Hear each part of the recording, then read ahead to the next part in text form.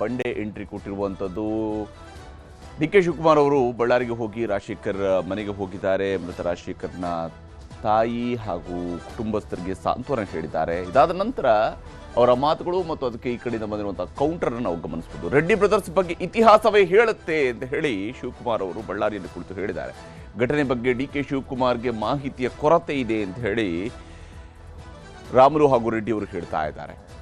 ಇಲ್ಲಿ ಬಹಳ ಮುಖ್ಯವಾಗಿ ಸತ್ಯ ಮರೆಮಾಚೋದಕ್ಕೆ ಯಾರಿಂದಲೂ ಆಗುವುದಿಲ್ಲ ಅಂತ ಹೇಳಿ ಶಿವಕುಮಾರ್ ಅವರು ಹೇಳಿದರೆ, ಶಿವಕುಮಾರ್ ಅವರಿಗೆ ಅವತ್ತು ನಾವೇ ಫೋನ್ ಮಾಡಿದ್ದೇವೆ, ನಾವೇ ಮಾಹಿತಿಯನ್ನು ಕೊಡುವಂಥ ಪ್ರಯತ್ನವನ್ನು ಮಾಡಿದ್ದೇವೆ ಅಂತ ಹೇಳಿ ಕಡೆಯಿಂದ ಉತ್ತರ ಬಂದಿದೆ. ಬ್ಯಾನರ್ ಕಟ್ಟಿದ್ದು ರೆಡ್ಡಿ ಜಾಗದಲ್ಲಿ ಅಲ್ಲ, ಅದು ಸರ್ಕಾರಿ ಜಾಗದಲ್ಲಿ ಕಟ್ಟಲಾಗಿತ್ತು. ಬ್ಯಾನರ್ಗಳನ್ನು ಕೇವಲ ರೆಡ್ಡಿ ಜಾಗದಲ್ಲಿ ಕಟ್ಟೋದಕ್ಕೆ ಹೋಗಿದ್ದಾರೆ ಅಂತ ಗಲಾಟೆ ಎಬ್ಬಿಸಿದ್ದಾರೆ ಅಂತ ಹೇಳಿ. ಆದರೆ ಕೊಲೆಗಡುಕ ಸರ್ಕಾರ ಇದು, ಅಧಿಕಾರಿಗಳೇ ಇದಕ್ಕೆ ಬಲಿಯಾಗ್ತಾ ಇದ್ದಾರೆ ಅಂತ ಹೇಳಿ ರೆಡ್ಡಿ ರಾಮುಲು ಅವರು ಹೇಳ್ತಾ ಇದ್ದಾರೆ. ಘಟನೆ ಆಗಬಾರ್ದಾಗಿತ್ತು, ನಮ್ಮವ್ರಿಗೂ ಕೂಡ ಬುದ್ಧಿ ಹೇಳಿದ್ದೇನೆ ಅನ್ನುವಂಥ ಮಾತನ್ನು ಕಡೆಗೆ ಶಿವಕುಮಾರ್ ಅವರು ಕೂಡ ಹೇಳ್ತಾ ಇದ್ದಾರೆ. ಘಟನೆ ಆಗಬಾರ್ದಾಗಿತ್ತು, ನಮ್ಮವ್ರಿಗೂ ಬುದ್ಧಿ ಹೇಳಿದ್ದೇನೆ ಅಂತೇಳಿ. ಆದರೆ ರಾಜಶೇಖರ್ ಅಂತ್ಯಕ್ರಿಯೆಯಲ್ಲೂ ಕೂಡ ಅನುಮಾನಗಳಿದ್ದಾವೆ ಅನ್ನುವಂತಹ ಅಂಶವನ್ನು ಇವರು ಪಾಯಿಂಟ್ ಔಟ್ ಮಾಡಿದ್ದಾರೆ. 2-3 ಬಾರಿ ಪೋಸ್ಟ್ ಮಾರ್ಟಮ್ ಮಾಡಿಯೇ ಇಲ್ಲ ಅಂತ ಹೇಳಿ ಶಿವಕುಮಾರ್ ಅವರು ಕೂಡ ಸ್ಪಷ್ಟನೆಯನ್ನು ಕೊಟ್ಟಿದ್ದಾರೆ. ಯಾಕೆಂದರೆ ನಿನ್ನೆ ಇದ್ರ ಬಗ್ಗೆ ಆರೋಪ ಬಂದಿತ್ತು. ಆದರೆ ಜನಾರ್ದನ್ ರೆಡ್ಡಿ ಅವರನ್ನು ಸಿಲುಕಿಸೋದಕ್ಕಾಗಿ ಪೋಸ್ಟ್ ಮಾರ್ಟಮನ್ನು ಮಾಡಲಾಗಿದೆ ಅಂತ ಹೇಳಿ ರಾಮುಲು, ರೆಡ್ಡಿ, ಕುಮಾರಸ್ವಾಮಿ ಅವರು ಇವರೆಲ್ಲರೂ ಕೂಡ ಈಗಾಗಲೇ ಆರೋಪವನ್ನು ಮಾಡಿದ್ದಾರೆ. ರೆಡ್ಡಿ ರಾಮುಲು ಕೊಲ್ಲಲು ಬಂದಿದ್ರೆ ಎಲ್ಲಿ ಪೆಟ್ಟಾಗಿದೆ, ಅವ್ರಿಗೆಲ್ಲಿ ಪೆಟ್ಟಾಗಿದೆ, ಅವ್ರ ಮನೆಗೆ ಇಲ್ಲಿ ಏನು ತೊಂದರೆ ಆಗಿದೆ, ಅದನ್ನು ತೋರಿಸ್ಬೇಕಾಗಿತ್ತಲ್ಲ, ಮಹಜರು ಮಾಡಿಸ್ಬೇಕಾಗಿತ್ತಲ್ಲ, ಕರೆಕ್ಟಾಗಿ ಆ ಪ್ರೂಫ್ಗಳಲ್ಲೇ ಇರಬೇಕಾಗಿತ್ತಲ್ಲ ಅನ್ನುವಂಥದ್ದನ್ನು ಶಿವಕುಮಾರ್ ಅವರು ಹೇಳ್ತಾ ಇದ್ದಾರೆ. IGP ವರ್ತಿಕಾ ಕಟಿಯಾರ್ ಇದಕ್ಕೆಲ್ಲ ಸಾಕ್ಷಿಯಾಗಿದ್ದಾರೆ ಅಂತ ಹೇಳಿ ರೆಡ್ಡಿ ರಾಮುಲು ಅವರು ಹೇಳ್ತಾ ಇದ್ದಾರೆ.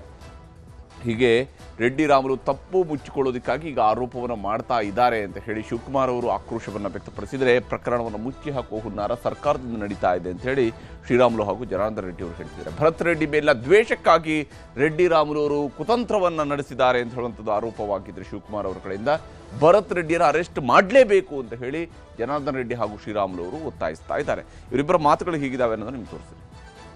ಪೋಸ್ಟ್ ಮಾರ್ಟಮ್ ಮಾಡಿದ್ರು ಅಂತ ಅದು ಹೆಂಗೆ, ಅದು ಯಾರು ಅವ್ರಿಗೆ ರಿಸರ್ಚು ಮಾಡಿದ್ರು ನನಗೆ ಅರ್ಥ ಆಗ್ತಾ ಇಲ್ಲ.